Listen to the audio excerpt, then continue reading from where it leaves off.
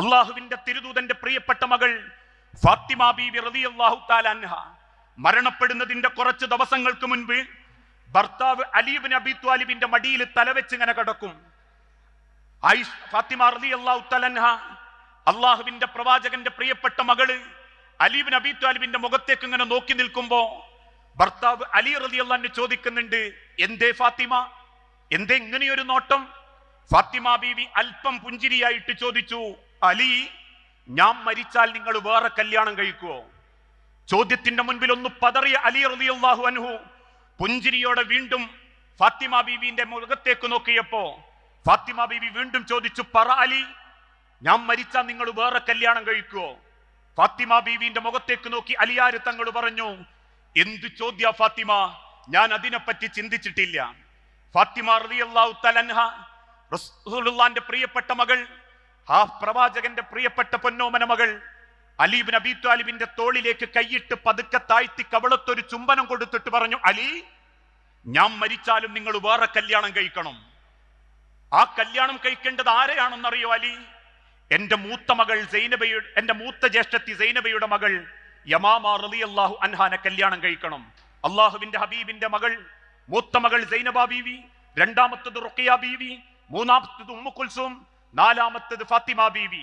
നാലാമത്തെ ഫാത്തിമ ബീവി ഭർത്താവിനോട് പറയുന്നു, അലി, ഞാൻ മരിച്ചാൽ താങ്കൾ വിവാഹം കഴിക്കേണ്ടത് എന്റെ ആദ്യത്തെ ജ്യേഷ്ഠത്തി സൈനബയുടെ മകൾ യമാമയെ ആയിരിക്കണം. അത്ഭുതത്തോടെ പൊട്ടിക്കരഞ്ഞുകൊണ്ട് അലി ഇബ്നു അബീ ത്വാലിബ് റളിയല്ലാഹു അൻഹു ചോദിച്ചു, എന്തിനു ഫാത്തിമ, എന്തു വർത്താനാ ഫാത്തിമ? അസ്സലാമു അലൈക്കും വറഹ്മത്തുള്ളാഹി വബറകാതുഹു. ഇന്നൽ ഹംദലില്ലാഹ് അൽഹംദുലില്ലാഹി റബ്ബിൽ ആലമീൻ വല്ലാഖിബത്തു ലിൽ മുത്തഖീൻ വലാ ഉദ്വാന ഇല്ലാ അലൽ ളാലിമീൻ വഉസല്ലി വഉസല്ലിമു അലാ അഷ്റഫിൽ അംബിയാഇ വൽ മുർസലീൻ നബിയിനാ മുഹമ്മദിൻ വഅലാ ആലിഹി വഅസ്ഹാബിഹിൽ ഫായിസീന ബിരില്ലല്ലാഹ്. അഊദു ബില്ലാഹി മിനശ് ശൈത്വാനിർ റജീം. ബിസ്മില്ലാഹിർ റഹ്മാനിർ റഹീം.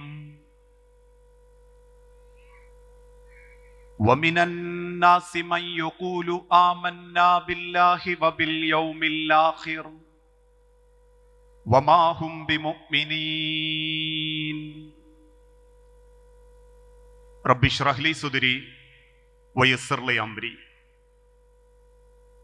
വേദിയിലും സദസ്സിലും ഇരിക്കുന്ന ബഹുമാന്യ വ്യക്തിത്വങ്ങളെ, സ്നേഹാദരണീയരായ സഹപ്രവർത്തകരെ, ബഹുമാന്യരായ രക്ഷിതാക്കളെ, സഹോദരങ്ങളെ, സഹോദരിമാരെ, വിശുദ്ധ ഖുർആൻ വെളിച്ചം പാഠ്യപദ്ധതിയുടെ 17ാമത് സംസ്ഥാന സംഗമത്തിന്റെ അവസാന സമയങ്ങളിലൂടെയാണ് നമ്മളൊക്കെ നീങ്ങിക്കൊണ്ടിരിക്കുന്നത്. എന്തിനാണ് ഇത്തരത്തിലുള്ള പരിപാടികൾ? ഈ സംഗമങ്ങളെ കൊണ്ടും വിശുദ്ധ ഖുർആൻ പഠനങ്ങളെ കൊണ്ടും ഈ സമൂഹത്തിന് എന്താണുണ്ടാവുക എന്ന് പലരും ആശങ്കപ്പെടുമ്പോൾ തന്നെ വിശുദ്ധ ഖുർആൻ കേരളക്കരയിൽ ഉണ്ടാക്കിയ മാറ്റങ്ങളും ആ മാറ്റം ഇന്ന് മുസ്ലിം സമൂഹത്തിനുണ്ടാക്കുന്ന സമാധാനങ്ങളും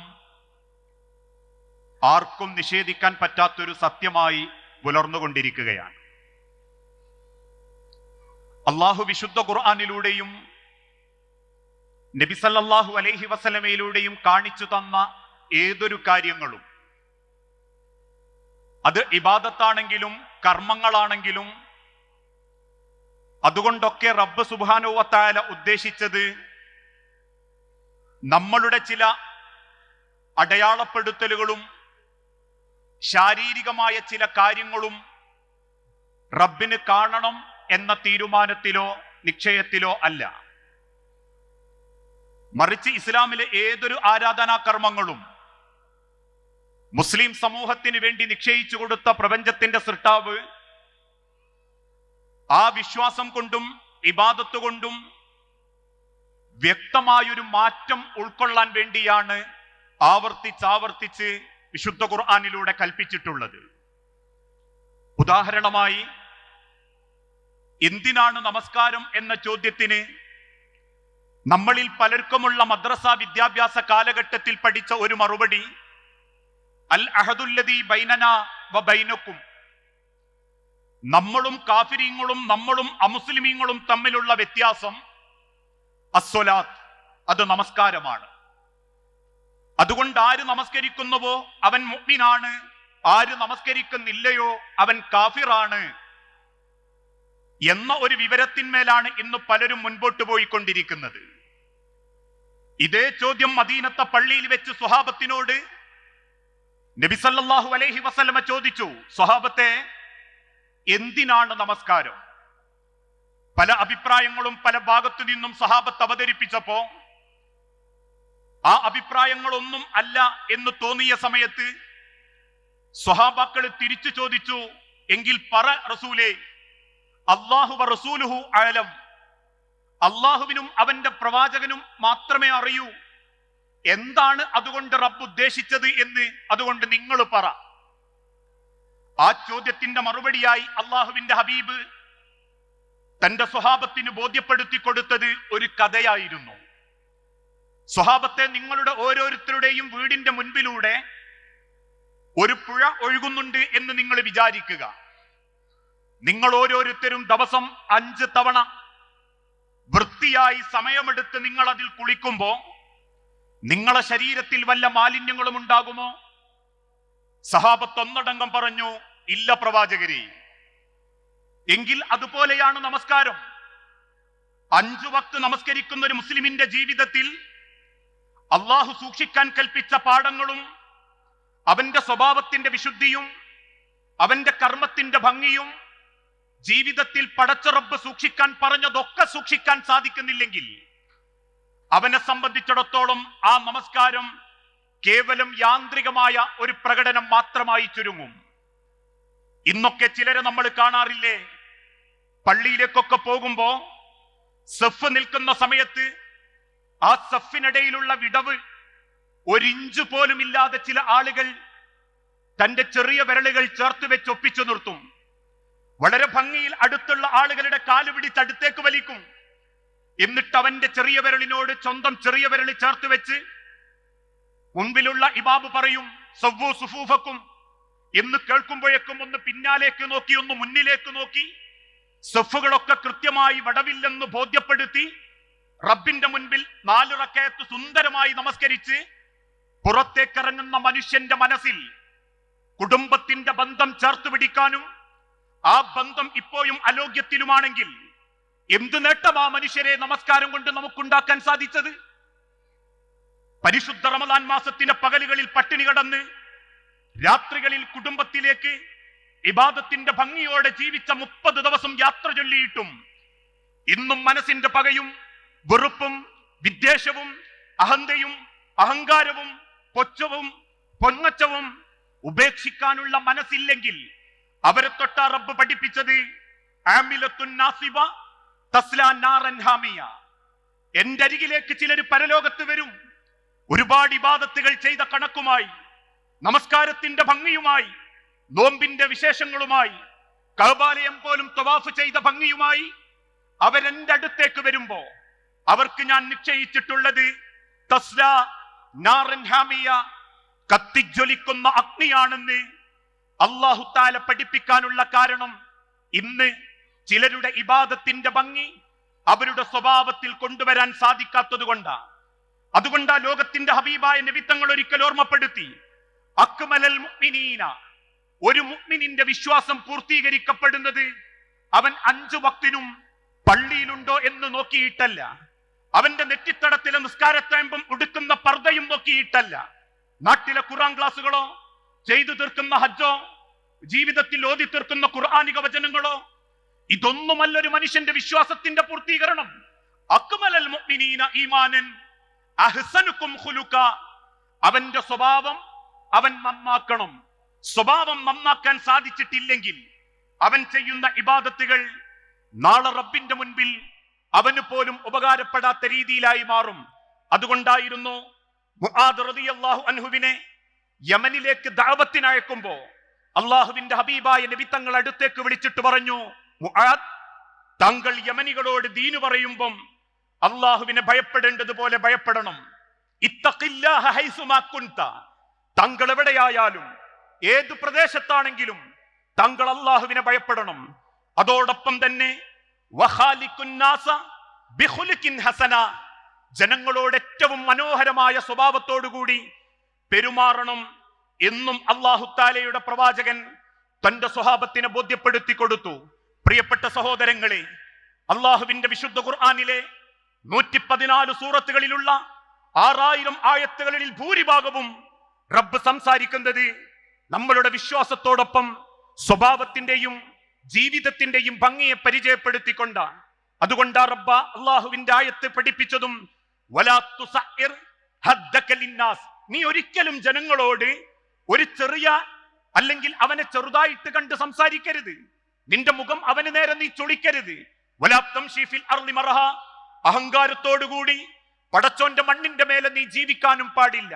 കാരണം ഇന്നക ലൻ തഹ്രികൽ അർള വലൻ തബ്ലുഗൽ ജിബാല തൂല, നീ എത്രയേറെ നെഞ്ചു വിരിച്ചു നടന്നാലും ആരെ കാണിക്കാൻ നിന്റെ അഹങ്കാരത്തിന്റെ തലയെടുപ്പോടെ നീ ജീവിച്ചാലും ഇന്നക ലൻ തഹ്രികൽ അർള, അല്ലാഹ് സൃഷ്ടിച്ച ഭൂമിയെ ഒന്ന് പളർത്താൻ, നീ കുഴിച്ചിട്ട ഒരു മാങ്ങയുടെ അണ്ടി ഒന്ന് മുളപ്പിച്ചെടുക്കാൻ, നീ വിതച്ച വിത്ത്, നീ വിതച്ച നെന്മണി ഭൂമിയെ ഒന്ന് പളർത്തി പുറത്തേക്ക് കൊണ്ടുവരാൻ അല്ലാഹ് നിശ്ചയിച്ചൊരു കാര്യം നിനക്ക് തടയാൻ സാധിക്കുന്നില്ലെങ്കിൽ ഇന്നക ലൻ തഹ്രികൽ അർള വലൻ തബ്ലുഗൽ ജിബാല തൂല, അല്ലാഹുവിന്റെ പർവ്വതങ്ങൾ നിന്റെ അരികിലുണ്ടെങ്കിൽ പണം കൊണ്ടോ അധികാരം കൊണ്ടോ സൗന്ദര്യം കൊണ്ടോ ഈ ഭൂലോകത്തുള്ള ഒന്നുകൊണ്ടും നിനക്ക് അഹങ്കാരം ഉണ്ടാകരുത് എന്ന് വിശുദ്ധ ഖുർആനിലൂടെ അല്ലാഹു തആല നമ്മളെ പഠിപ്പിക്കുന്നു. പ്രിയപ്പെട്ടവരെ, ഇന്നൊരു ഭാഗത്ത് നമസ്കാരമുണ്ട്, ഇബാദത്തുകളുണ്ട്, മറുഭാഗത്ത് മോശപ്പെട്ട സ്വഭാവങ്ങളുണ്ട്. നമസ്കരിക്കുന്ന വ്യക്തിക്ക് പലിശ ഇടപാടിൽ നിന്നും മാറാൻ സാധിക്കുന്നില്ലെങ്കിൽ, നോമ്പ് നോൽക്കുന്ന വ്യക്തിക്ക് കുടുംബ ബന്ധം ചേർക്കാൻ സാധിക്കുന്നില്ലെങ്കിൽ, വിശുദ്ധ ഖുർആൻ പാരായണം നടത്തുന്ന വ്യക്തിക്ക് നാവുകളെ കൊണ്ടുള്ള പച്ചയിറച്ചി തിന്നത് അവസാനിക്കാൻ പറ്റുന്നില്ലെങ്കിൽ, അവന്റെ നമസ്കാരവും അവന്റെ ഇബാദത്തുകളും കേവലം യാന്ത്രികമായ ഒരു പ്രകടന പരതയാണെന്ന് നാളെ പടച്ച റബ്ബിന്റെ മുൻപിൽ അള്ളാഹു അവനെ ബോധ്യപ്പെടുത്തും.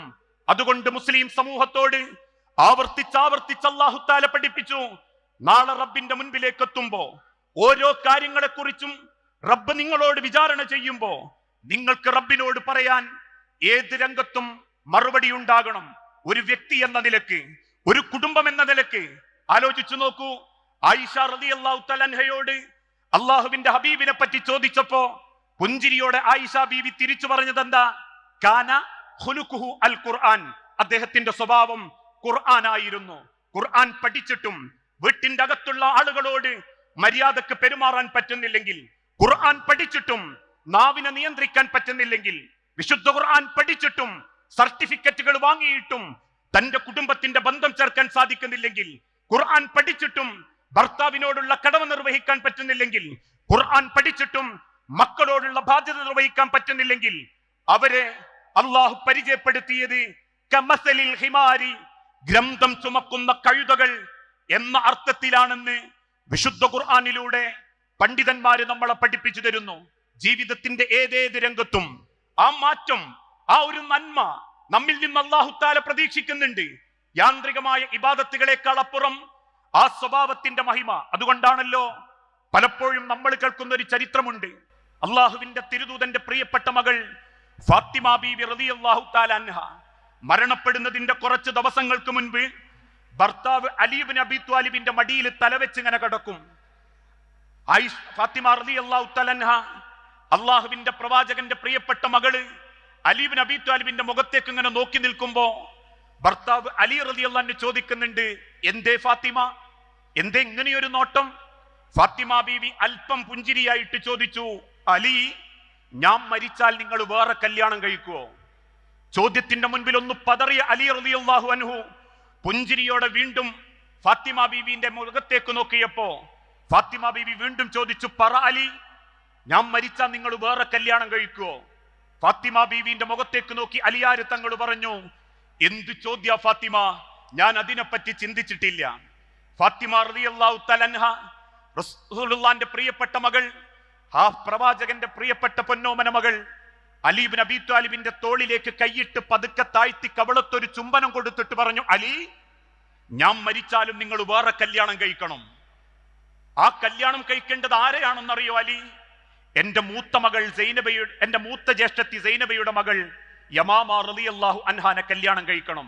അള്ളാഹുവിന്റെ ഹബീബിന്റെ മകൾ, മൂത്ത മകൾ സൈനബ ബീവി, രണ്ടാമത്തത് റുഖിയ ബീവി, മൂന്നാമത്തത് ഉമ്മു കുൽസും, നാലാമത്തത് ഫാത്തിമ ബീവി.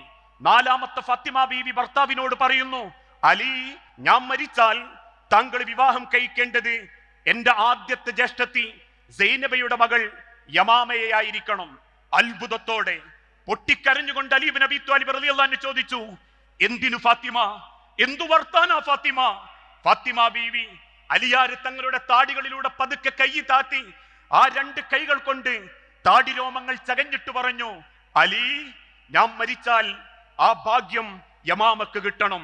അലി, താങ്കൾ ഒരിക്കലും മറ്റൊരു കുടുംബത്തിൽ പോയി കല്യാണം കഴിക്കരുത്. അങ്ങനെ കഴിച്ചാൽ ആ കുടുംബത്തിലേക്കായി പോകും അലി താങ്കൾ. പിന്നെ താങ്കളെപ്പോലെ ഒരു മാന്യൻ, താങ്കളെപ്പോലെ ഒരു സ്നേഹസമ്പന്നൻ, താങ്കളെപ്പോലെ കുടുംബം ചേർക്കുന്ന ഒരു വ്യക്തി എന്റെ കുടുംബത്തിൽ വേണം അലി. ഞാൻ മരിച്ചാലും ഈ കുടുംബം വിട്ടു പോകല്ലേ അലി. ഞാൻ മരിച്ചാലും എന്റെ കുടുംബത്തിൽ നിന്ന് തന്നെ കല്യാണം കഴിക്കണേ അലി. വിങ്ങിപ്പൊട്ടിക്കരയുന്ന അലി ഇബ്നു അബീ ത്വാലിബിനെ മാറോടണച്ച് തിരുനെറ്റിയിൽ ചുംബനം കൊടുത്ത് ദിവസങ്ങൾക്കുള്ളിൽ ഫാത്തിമ റളിയല്ലാഹു തആല അൻഹ അള്ളാഹുവിന്റെ വിളിക്കുത്തരം നൽകി. പിന്നീട് അലി ഇബ്നു അബീ ത്വാലിബ് റളിയല്ലാഹു അൻഹു കല്യാണം കഴിക്കുന്നത് ഇതേ യമാമ റളിയല്ലാഹു അൻഹാനെ തന്നെയാ. ഞാൻ ഈ ചരിത്രം പറയാനുള്ള കാരണം, ഇന്ന് ഈ വെളിച്ചത്തിന്റെ പ്രോഗ്രാമും കഴിഞ്ഞ് ഖുർആൻ പഠിതാക്കളായ നമ്മൾ ഓരോരുത്തരും തിരിച്ചു വീട്ടിലേക്ക് മടങ്ങി സമയമുണ്ടാക്കി ഭർത്താവിന്റെ മടിയിൽ തലവെച്ച് കിടക്കണം. എന്നിട്ട് ചോദിക്കണം, ഇക്ക, ഈ വിശുദ്ധ ഖുർആനിന്റെ പഠിതാവായ എനിക്ക് താങ്കളെ മനസ്സിൽ ഒരു നല്ല ഭാര്യയാവാൻ പറ്റിയിട്ടുണ്ടോ? ഞാൻ എന്റെ ദീനി പ്രവർത്തനത്തിൽ സജീവമാകുന്നതോടൊപ്പം നിനക്ക് ഞാനൊരു നല്ല ഭർത്താവായിട്ടുണ്ടോ? മക്കളെ വിളിക്കണം, രക്ഷിതാക്കളെ വിളിക്കണം, കുടുംബത്തെ വിളിക്കണം. എന്നിട്ട് ഓരോരുത്തരും ചോദിക്കണം, മക്കളെ, നിങ്ങൾക്ക് ഞാനൊരു നല്ല വാപ്പയാണോ? എത്രത്തോളം എന്ന് ചോദിച്ചാൽ അയൽപ്പക്കക്കാരൻ പറയണം, നീ ഒരു മുസ്ലിമാണ് എന്ന്. അള്ളാഹുവിന്റെ തിരുദൂതൻ പഠിപ്പിച്ചതുപോലെ അള്ളാഹുവിന്റെ ഹബീബ നബി തങ്ങൾ പഠിപ്പിച്ചൊരു വാക്കിങ്ങനെയാ, മൻ അഹബ്ബ ജാറഹു, ആരെങ്കിലും അയൽവാസിയോട് ഏറ്റവും മാന്യമായി പെരുമാറിയാൽ ഫഹുവ മിന്നി, അവൻ എന്നിൽപ്പെട്ടവനാ. സമയത്തിന്റെ പരിമിതിയുണ്ട്, അതുകൊണ്ട് തന്നെ എന്റെ മുസ്ലിം ഉമ്മത്തിനോട്, എന്റെ സഹോദരങ്ങളോട് നമസ്കാരത്തിന്റെ ഭംഗിയല്ല അള്ളാഹു നമ്മളിൽ നിന്നും ആഗ്രഹിക്കുന്നത്. ബന്ധങ്ങൾ ചേർത്ത് കൂട്ടിപ്പിടിച്ച് അറ്റുപോകാതെ നാളെ റബ്ബിന്റെ മുൻപിലേക്ക് ഓരോ ബന്ധങ്ങളായി കയറി ചെല്ലാൻ പറ്റണം. എനിക്ക് വേണ്ടി ജീവിച്ചവരും എനിക്ക് വേണ്ടി കരഞ്ഞവരും നാളെ പടച്ചോന്റെ മുൻപിൽ എനിക്ക് വേണ്ടി സാക്ഷി പറയാൻ വരണം. അതുകൊണ്ടാ തഴവ കുഞ്ഞി മുഹമ്മദ് മുസ്ലിയാർ പാടി പറഞ്ഞതും, വലത്തുക ഉമ്മുക യബ്ന ആദമ ബാക്കിയ വന്നാസു ഹൗലക യൽഹഖൂന സുറൂറാ ഫഅമൽ ബിനഫ്സിക ഇദാ തകുൻ ബകാ ഫി യൗമി മൗതിക ലാഹികൻ മസ്റൂറാ വലത്തുക ഉമ്മുക യബ്ന ആദമ ബാക്കിയ. ആദമിന്റെ മക്കളെ, നിങ്ങൾ ഓരോരുത്തരും ജനിച്ചപ്പോ നിങ്ങൾക്ക് കരയാൻ മാത്രമേ പടച്ചോൻ അവകാശം തന്നിട്ടുള്ളൂ. ആ കരച്ചില് കണ്ട് ചിരിച്ചവരാ നിങ്ങളെ കുടുംബക്കാര്.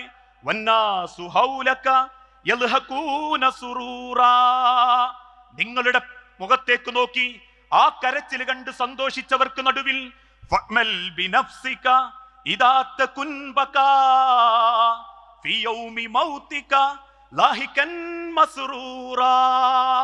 നിന്റെ ചുറ്റുഭാഗത്തുള്ളവര് നിന്നെ ഓർത്ത് കരയുന്ന ഒരു ദിനം വരാനുണ്ട്. വാപ്പനെ ഓർത്ത് മക്കൾ കരയും, മക്കളെ ഓർത്ത് രക്ഷിതാക്കൾ കരയും, കൂടെ ജീവിച്ചിരുന്ന ചാരത്ത് കിടന്നുറങ്ങിയ പെണ്ണിനെ ഓർത്ത് ഭർത്താക്കന്മാര് കരയും, നെഞ്ചോടൊട്ടിക്കിടന്ന ഭർത്താവിനെ ഓർത്ത് ഭാര്യമാര് കരയുന്നൊരു ദിനം. ആ ഭർത്താവിന്റെ നിശബ്ദമായ മുഖത്തേക്ക് നോക്കി നിങ്ങൾ വിങ്ങിപ്പൊട്ടിക്കരയുമ്പോ അവർക്ക് നടുവിൽ പുഞ്ചിരിച്ചുകൊണ്ട് നിന്റെ റബ്ബിനെ കാണണമെങ്കിൽ ഫഅമൽ ബിനഫ്സിക, നിനക്ക് നീ അധ്വാനിച്ചു തുടങ്ങണം.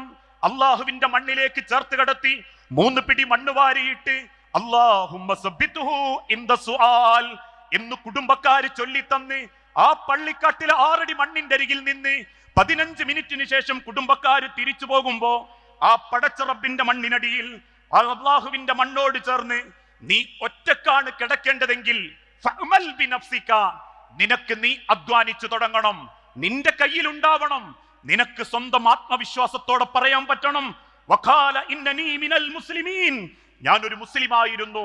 പെരുമാറ്റം കൊണ്ട്, ഇടപെടലുകളെ കൊണ്ട്, സംസാരം കൊണ്ട്, എന്റെ എല്ലാ കാര്യങ്ങളെ കൊണ്ടും ഞാൻ എന്റെ റബ്ബിനെ സൂക്ഷിക്കുകയും എന്റെ ഹബീബായ നബി തങ്ങൾ പഠിപ്പിച്ചു തന്ന രീതിയിൽ എന്റെ ജീവിതത്തെ ഞാൻ ചിട്ടപ്പെടുത്തുകയും ചെയ്തിട്ടുണ്ട് എന്ന്.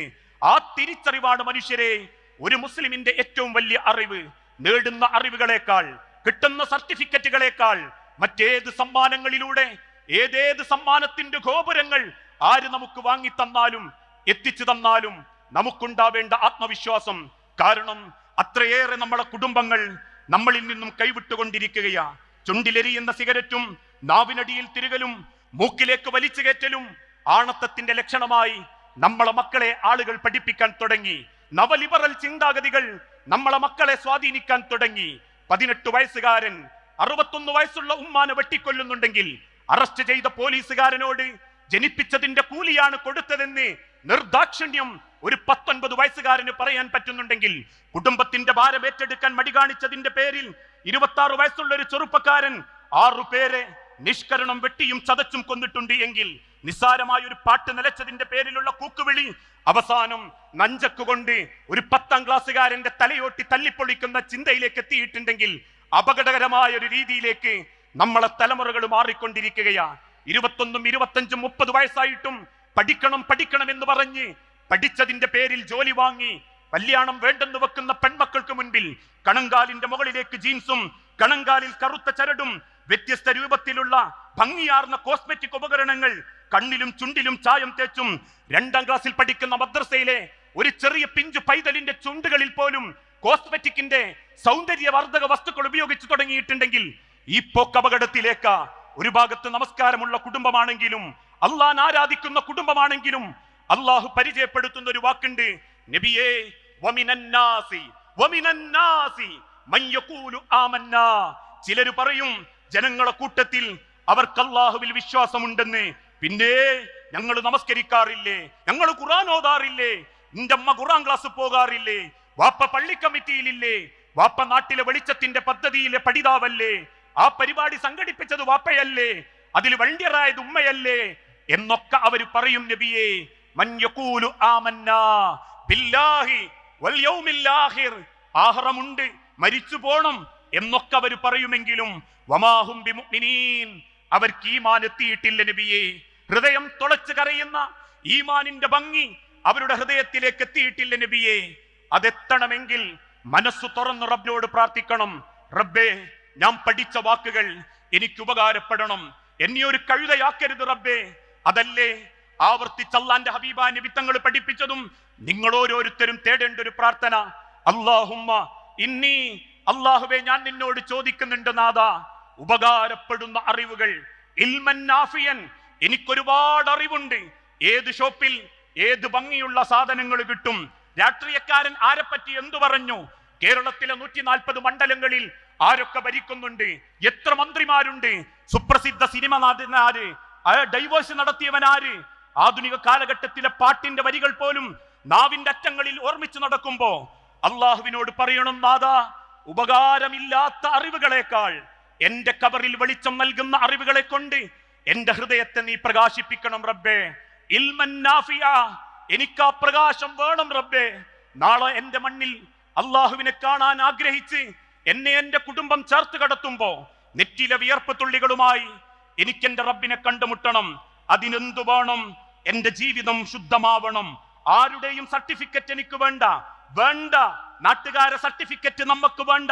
അൻസാർ നല്ലവനാണെന്നതിന്റെ പേരിൽ മയ്യത്തുസ്കരിക്കാൻ നന്മണ്ട പള്ളിയിൽ 10,000 പങ്കെടുത്താലും എന്റെ കബറിൽ എനിക്കതുകൊണ്ട് പ്രത്യേകിച്ച് ഗുണമുണ്ടായിക്കൊള്ളണം എന്നില്ല. അള്ളാഹു ഓർമ്മപ്പെടുത്തിയത് ഇല്ലാമൻ അത്തല്ലാഹ ബിഖൽബിൻ സലീം, ലോകത്തൊരു മനുഷ്യനും കൈകാനാവാത്ത, ഞാൻ മരിച്ചാലും നിങ്ങൾ മരിച്ചാലും മറക്കുള്ളിൽ കൊണ്ടുപോയി കഴുകുന്ന മക്കൾക്ക് നിങ്ങളുടെ ഗുഹ്യാവയവം വരെ കഴുകാൻ പറ്റും, വൃത്തിയാക്കാൻ പറ്റും. ഇടത്തെ കൈയിൽ ശീല ചുറ്റി വയറമർത്തി വിസർജ്യം കളയാൻ പറ്റും. പുതുമണവാളനെ പോലെ, മണവാട്ടിയെ പോലെ 3ഉം 5ഉം വള്ളപ്പടവയിൽ പൊതിഞ്ഞ് പള്ളിയുടെ 1ാമത്തെ സഫിൽ കൊണ്ടുവെക്കുമ്പം നമുക്കുറപ്പാ മനുഷ്യരെ, ശരീരമേ കഴുകാൻ പറ്റിയിട്ടുള്ളൂ, ശരീരമേ വെള്ളമൊഴിക്കാൻ പറ്റിയിട്ടുള്ളൂ. ലോകത്തൊരു മനുഷ്യനും ലോകത്തൊരു കണ്ടുപിടുത്തത്തിനും കഴുകാനാവാത്ത കൽബെന്ന, ഹൃദയമെന്ന ഒരു വസ്തു ഈ നെഞ്ചിന്റെ ഉള്ളിലുണ്ട് എങ്കിൽ ആ കൽബ് നന്നായി അള്ളാനെ കണ്ടുമുട്ടുമ്പോൾ മാത്രമേ ഇല്ലാമൻ അത്തല്ലാഹ ബിഖൽബിൻ സലീം, ആ കുറ്റമറ്റ മനസ്സാണ് റബ്ബ് ആഗ്രഹിക്കുന്നത്. ആ ആഗ്രഹിക്കുന്ന റബ്ബിന്റെ മുൻപിൽ ഒരു നല്ല വ്യക്തിയാവാൻ പറ്റണം, നല്ലൊരു കുടുംബമാകാൻ പറ്റണം, നല്ലൊരു ഭർത്താവാകാൻ പറ്റണം. അതുകൊണ്ടല്ലേ ചിലപ്പോഴൊക്കെ കുത്തുബക്ക് കയറുമ്പോ ചില ഭർത്താക്കന്മാര് വന്ന് കൈ പിടിച്ചിട്ട് പറയും, ഉസ്താദേ നിങ്ങളൊന്ന് പിയാപ്ലാരെ നല്ലോണം നോക്കുന്നതിനെ പറ്റി പെണ്ണുങ്ങൾക്ക് ക്ലാസ് എടുക്കണം. ഇത് കേൾക്കുമ്പോ നമ്മൾ ചോദിക്കും, എന്തേ? ഒന്നുമില്ല, നല്ല പെണ്ണുങ്ങൾ തന്നെയാ, നാട്ടിലെല്ലാ കാര്യത്തിനും മുൻപന്തിയിലുണ്ടാകും. തിങ്കളാഴ്ച നേരം വെളുത്തിട്ട് പറയും ഇന്ന മൗലവിന്റെ ഖുർആൻ ക്ലാസ്, ചൊവ്വാഴ്ച മറ്റേ മൗലവിന്റെ ഖുർആൻ ക്ലാസ്, ബുധനാഴ്ച ഇന്ന ആളുകളുടെ മീറ്റിംഗ്, വ്യാഴാഴ്ച വേറെന്തെങ്കിലും ഒരു ക്ലാസ്. നമുക്കൊരു വെള്ളം കിട്ടണമെങ്കിൽ ഹോട്ടലിൽ തന്നെ പോകേണ്ട അവസ്ഥയാ എന്ന് പറയുന്നൊരു ദീനില്ല. ഭർത്താവിന്റെ കാഴ്ചവെട്ടിലാണ് സ്വർഗമെന്നും ഭർത്താവിന്റെ തൃപ്തിയിലാണ് സ്വർഗമെന്നും ഒരു ഉമ്മാക്ക് പഠിക്കാൻ പറ്റിയിട്ടുണ്ടെങ്കിൽ അള്ളാഹുവിനെ തിരയേണ്ടത് പള്ളികളിലും മിനാരങ്ങളിലും കഅബാലയത്തിങ്കലും മാത്രല്ല, ഭർത്താവിന്റെ തൃപ്തിയില. ഒരായുസ് മുഴുവൻ കുടുംബത്തിന്റെ ഭാരമേറ്റെടുത്ത് ഒരു കണക്കും എഴുതി വെക്കാതെ ഒരു കുടുംബം പോറ്റുന്ന ആണിന്റെ മനസ്സറിഞ്ഞ് നെഞ്ചോട് ചേർത്ത് അള്ളാഹുവേ നാളെ പടച്ചോന്റെ സ്വർഗത്തിൽ എന്റെ ഇക്കാക്കിടം കൊടുക്കണമേ എന്ന് പ്രാർത്ഥിക്കുന്ന ഒരു നല്ല മനസ്സിന്റെ ഉടമയാകുമ്പോഴാ നമ്മളെ ഖുർആൻ ക്ലാസ്സിന് വിലയുണ്ടാകുന്നത്, നമ്മളെ പർദക്ക് വില ഉണ്ടാകുന്നത്, നമ്മളെ മസ്തക്ക് വില ഉണ്ടാകുന്നത്. അല്ലാതെ നാട്ടുകാർ പറയുന്നത് പോലെ നല്ല ഖുർആൻ ക്ലാസ്സിലൊക്കെ പോലുണ്ട്, പക്ഷെ നാവ് തുടങ്ങിയ വാ തുറന്ന കുറ്റവാക്കുകളും കുറ്റപ്പെടുത്തലുകളും മാത്ര ആ വീട്ടിലെ മരുവക്കൊരു സ്വൈര്യല്ല, ആ വീട്ടിലുള്ളവർക്കൊരു സമാധാനമല്ല എന്ന് പറയുമ്പം നാട്ടുകാർ സർട്ടിഫിക്കറ്റ് തന്നാലും മണ്ണിന്റെ അടിയിൽ സർട്ടിഫിക്കറ്റ് കിട്ടൂല. ഇതേപോലെ നമ്മളും ഏറ്റവും നല്ല ആണ്, കപ്പട മീശയും സിക്സ് പാക്ക് ബോഡിയും ആറക്ക ശമ്പളവും സിനിമാ നടന്റെ ലുക്കുള്ളവനല്ല. കെട്ടിയ പെണ്ണിനോട് ഏറ്റവും മര്യാദക്ക് പെരുമാറുന്നവൻ, സ്വന്തം വീട്ടിന്റെ അകത്തുള്ള പ്രാണന്റെ പാതി തന്റെ പെണ്ണിനെ അറിഞ്ഞു മനസ്സിലാക്കി ചേർത്ത് പിടിക്കാൻ പറ്റിയിട്ടില്ലെങ്കിൽ നാട്ടിൽ 114 സൂറത്തും കാണാപ്പാടം പഠിച്ചതുകൊണ്ട് ഒരു ഗുണവുമില്ലാന്ന അല്ലാഹു തആല പരിചയപ്പെടുത്തുന്നത്. പ്രിയപ്പെട്ടവരെ, കുറ്റപ്പെടുത്തിയതല്ല. ആളുകൾക്ക് ഇബാദത്തിനെ ഭംഗിയുള്ളൂ, നല്ല നിസ്കാരം, നല്ല നോമ്പ്, പക്ഷെ കുടുംബം പണക്കം അങ്ങനെ തന്നെ. ആൾക്കാരെ മനസ്സ് നന്നാവുന്നില്ല. വാശി, ഈഗോ, പക ഒരു ഭാഗത്ത്, ആരാന്റെ പച്ചയിറച്ചി തിന്നല് മറുഭാഗത്ത്. ആലോചിച്ചു നോക്കൂ, മരം കയറാൻ അറിയുന്ന കൊരങ്ങന്റെ കയ്യിൽ ഒരു തളപ്പ കിട്ടിയതുപോലെ സോഷ്യൽ മീഡിയ എന്ന വലിയ ലോകത്ത് ആർക്കും ആരുടെയും പച്ചയിറച്ചി തിന്നാം. ഇന്നും ചിലരുടെ പുരോഗമനവും പ്രബുദ്ധരെന്നും അവകാശപ്പെടുന്നവർ പോലും തലേക്കെട്ടിന്റെ ഭംഗിയും താടിയുടെ ഭംഗിയും ശ്രദ്ധിക്കാതെ എഴുതിവിടുന്ന വൃത്തികേടുകൾ വെറുപ്പിന്റെ ഉൽപാദനത്തിനും വെറുപ്പിനെ പടർത്താനും ചിലർ പേനയുന്തിക്കൊണ്ടിരിക്കുന്നു, സോഷ്യൽ മീഡിയ ഉന്തിക്കൊണ്ടിരിക്കുന്നു. അവരും പറയുന്നു ഞങ്ങൾ ദീനാണെന്ന്. ഇതെന്ത് ദീനെന്നേ അള്ളാഹും ചോദിച്ചിട്ടുള്ളൂ. പഠിക്കുന്നവന്റെ നാവ് നന്നാവണം, പഠിക്കുന്നവന്റെ എഴുത്ത് നന്നാവണം, ഇസ്ലാമിന്റെ ചിഹ്നം വളർത്തുന്നവന്റെ പെരുമാറ്റം നന്നാവണം. ആ തിരിച്ചറിവ് നേടിയിട്ടില്ലെങ്കിൽ ഈ കാണുന്ന സമയം പോലും അള്ളാന്റെ മുൻപിൽ ചോദ്യം ചെയ്യപ്പെടും. അതാണ് റബ്ബ് പഠിപ്പിച്ചതും. നിങ്ങൾക്ക് നേടുന്ന അറിവുകളോടൊപ്പം തിരിച്ചറിവോടെ നാഥനെ കണ്ടുമുട്ടാൻ പറ്റണം. അങ്ങനെ മനസ്സും ശരീരവും ഖുർആൻ കൊണ്ട് കഴുകുന്ന വെളിച്ചം കിട്ടുന്ന യഥാർത്ഥ മുഅ്മിനീങ്ങളാവാൻ അള്ളാഹു നമുക്ക് ഓരോരുത്തർക്കും തൗഫീക്ക് നൽകി അനുഗ്രഹിക്കുമാറാകട്ടെ. വസല്ലല്ലാഹു അലാ നബീന. അസ്സലാമു അലൈക്കും വറഹ്മത്തുള്ളാഹി വബറകാതുഹു.